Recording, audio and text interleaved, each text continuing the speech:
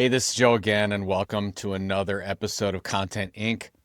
And today I want to talk about something a little bit different. It's a story about my dad, two kinds of people I noticed over the Thanksgiving holiday, and why I believe gratitude might be one of the most important competitive advantages we have right now. Last Monday, my wife and I had a wonderful lunch with my parents, and before we left this great little Asian restaurant, I asked my dad what I should talk about this week on the podcast, and he looked at me and he said, "You should talk about what a great time you had at lunch with your parents." And I laughed and I said, "That's a really good idea, Dad."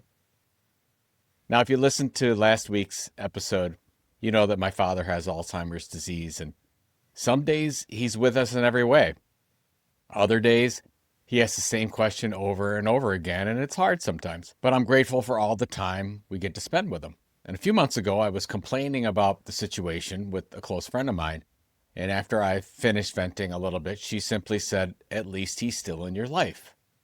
Her father passed away a few years ago, and that comment really hit hard and stayed with me.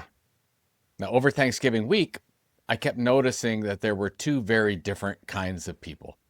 The first group had a real sense of gratitude. Even though many were dealing with health issues and family challenges, they still understood how fortunate they were. They knew they had hit the life lottery, if you will.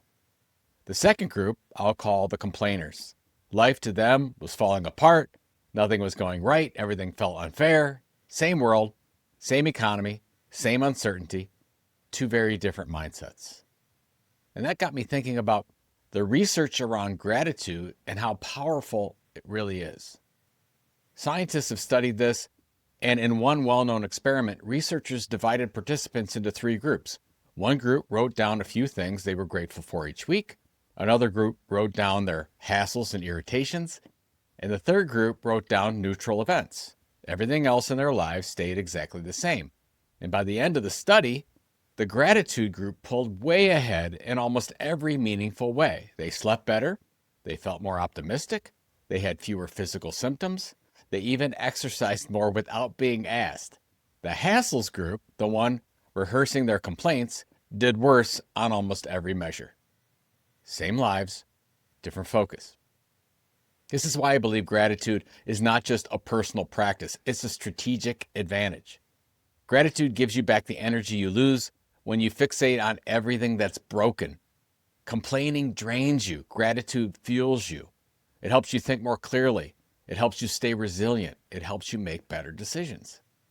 Now, if you want to build something meaningful in the next few years, I know I do, this is the habit worth practicing, especially now when so much feels uncertain and out of our control. So here's a checklist that I'll run through for you. These are small, very low friction ways to build gratitude into your life and your work. Now, you don't need a journal or a routine. You just need a few intentional moments each day. Let's talk about some daily things you could do. You could list 3 things that went right today. You could reframe one complaint into something that's still working. You could thank one person out loud for something specific. Or you could use a small routine as a gratitude trigger, like brushing your teeth or waiting for coffee. Some weekly ideas: send one short note to someone who made a difference for you. Celebrate one tiny win you would normally overlook. Write down one lesson you learned from something hard. And when life really gets tough for you, ask yourself, what can you still control? Find one part of the situation that can make you better, and notice one physical ability you still have and appreciate it.